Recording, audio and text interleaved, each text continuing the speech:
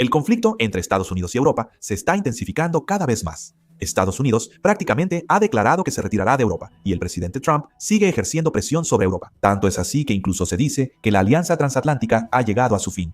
Hoy vamos a analizar este tema a fondo, así que vamos a verlo de inmediato. La alianza transatlántica entre Europa y Estados Unidos se ha roto. Esta afirmación no es simplemente una opinión personal mía. Bruno Tertrais, subdirector de la Fundación para la Investigación Estratégica de Francia, afirmó que la alianza transatlántica entre Europa y Estados Unidos está rota y el artículo 5 de la OTAN ya no es seguro. Actualmente, Europa está muy preocupada por ser abandonada por Estados Unidos. La administración de Trump presentó el 5 de diciembre una nueva estrategia de seguridad nacional con puntos que podían provocar una fuerte reacción en Europa. La administración de Trump criticó fuertemente la política de seguridad de Europa en su estrategia tecnológica de ambos lados. En CNN, despreciaron y criticaron a Europa por sus planes de seguridad. Se predijo que en algunos países de la OTAN la población será mayormente no europea y que en 20 años, al disminuir los blancos, dependerán de la alianza con Estados Unidos. Sugirieron apoyar partidos de extrema derecha contrarios a la inmigración, como AfD en Alemania o el Partido Reformista en Reino Unido, para oponerse al sistema de la Unión Europea. Se mencionó que la administración de Teodorenko generó optimismo para que partidos patrióticos europeos ganen influencia, sugiriendo que Estados Unidos apoye a quienes luchan contra la migración y promueven el nacionalismo, generando resistencia en Europa. Incluso se dijo que algunos países europeos ya no son viables para sobrevivir. Esta presión de Estados Unidos sobre Europa no solo quedó en los documentos estratégicos, sino que el propio presidente Teodorenko también criticó directamente a Europa. El presidente Teodorenko comentó a Político que veía a los líderes europeos como débiles y demasiado políticamente correctos, y agregó que parecía que no sabían qué hacer, que Europa estaba perdida no solo en su política migratoria, sino también en su política comercial, y que el hecho de buscar la corrección política los estaba debilitando. El presidente Teodorenko estaba lanzando duras críticas hacia Europa. Además, como se mencionó anteriormente en la Estrategia de Seguridad Nacional, volvió a expresar su intención de apoyar a los candidatos políticos europeos que comparten una línea política similar a la suya. Mientras el presidente Teodorenko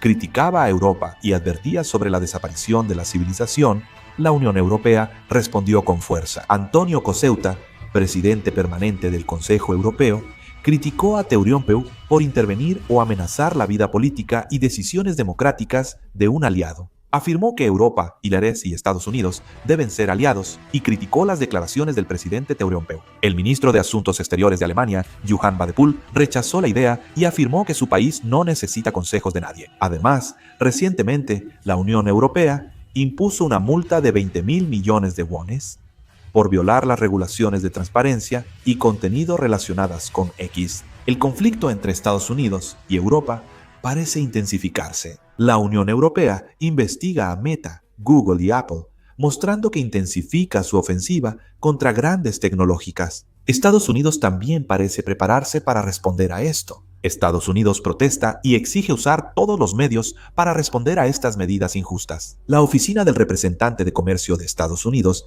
indica que la ley permite imponer tarifas o restricciones a servicios extranjeros si es necesario. Mencionan directamente a empresas europeas como Accenture, DHM Mistral, Siemens y Spotify, que son líderes en Europa. Estados Unidos suspendió el Acuerdo de Prosperidad Tecnológica con el Reino Unido, valuado en 59 billones de wones. El acuerdo era que empresas como Microsoft y Google invirtieran en el Reino Unido y colaboraran en inteligencia artificial. Cuando Reino Unido impuso un impuesto del 2% a ingresos de tecnológicas de Estados Unidos por servicios digitales, Estados Unidos detuvo las discusiones. Ahora es muy probable que Estados Unidos inicie una reestructuración a gran escala de toda su estrategia militar. Actualmente, en Washington, se está considerando la opción de consolidar muchos de los comandos regionales del ejército estadounidense.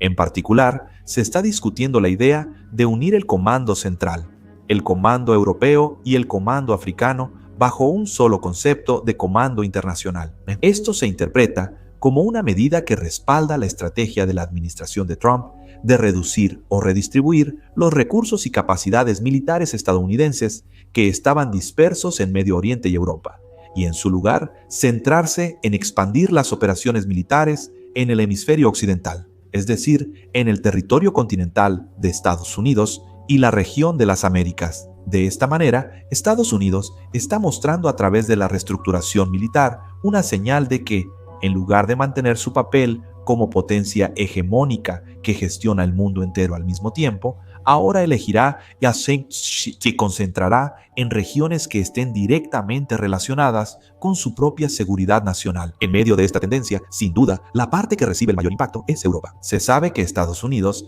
ya ha transmitido demandas muy concretas a Europa, pidiéndole que, para el año 2027, Europa asuma directamente la mayor parte de la capacidad de defensa convencional de la OTAN. Reuters informó, citando fuentes y funcionarios estadounidenses, que el Departamento de Defensa de Estados Unidos reafirmó esta política en una reunión privada con la delegación europea en Washington, Distrito de Columbia. Estados Unidos advirtió que si Europa no cumple el objetivo, para 2027 podría dejar de participar en sistemas clave de coordinación de defensa de la OTAN, como planes militares o coordinación de tropas. Formalmente, esto podría parecer un ajuste de roles dentro de la alianza, pero en realidad se interpreta como una notificación de que Estados Unidos está dispuesto a ceder el liderazgo en la defensa europea. Por supuesto, es cierto que en los últimos tiempos, los países europeos han aumentado su gasto en defensa, ampliado la producción de armas y acelerado su rearme.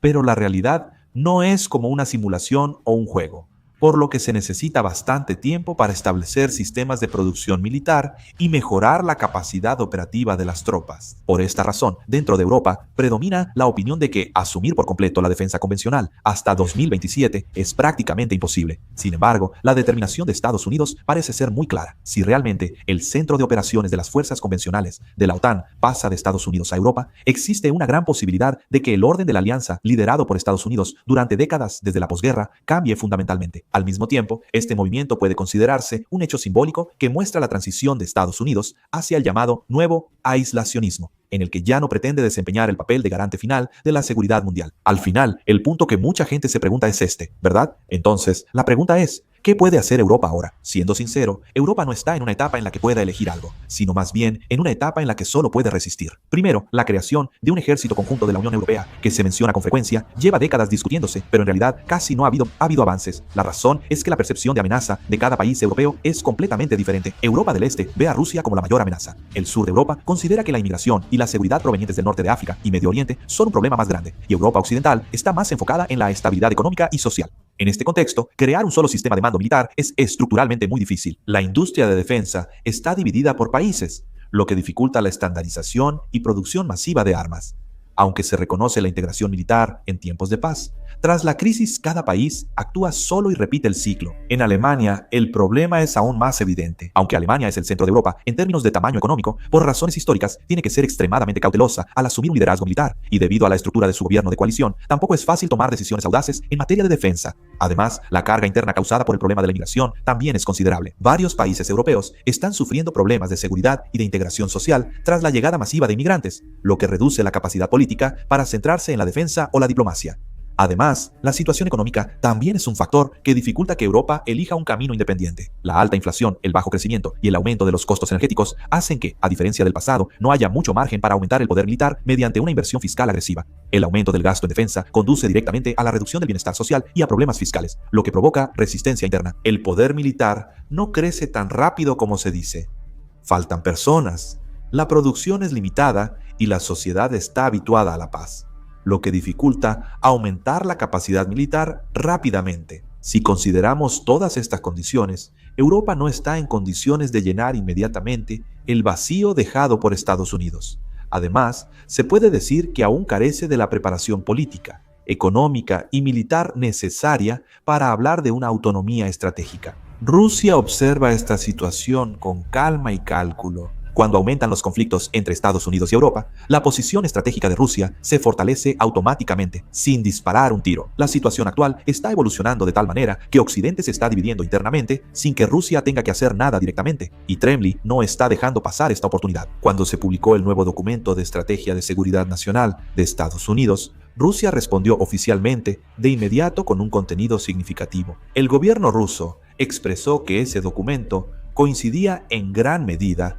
con la percepción que Rusia ya tenía y dio la bienvenida a esto, algo que casi no se había visto desde el final de la Guerra Fría. En el momento en que Estados Unidos deja de ver a Europa como una alianza sólida y la define como un espacio inestable, internamente y políticamente poco confiable, Rusia se convence de que la teoría de la división de Occidente, que ha defendido durante mucho tiempo, se está convirtiendo en realidad.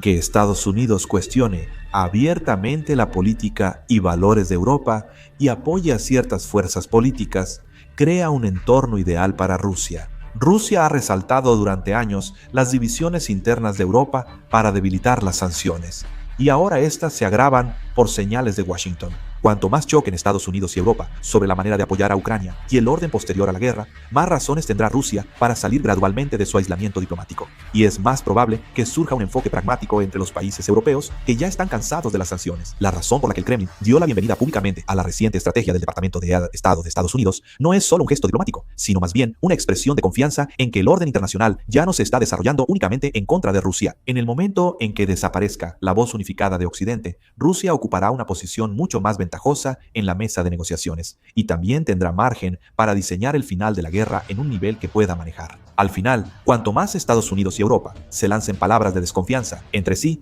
Rusia, sin decir nada, amplía esa brecha y toma un respiro en el escenario internacional. ¿Qué opinan del conflicto entre Estados Unidos y Europa? Déjenlo en los comentarios. Gracias por ver el video.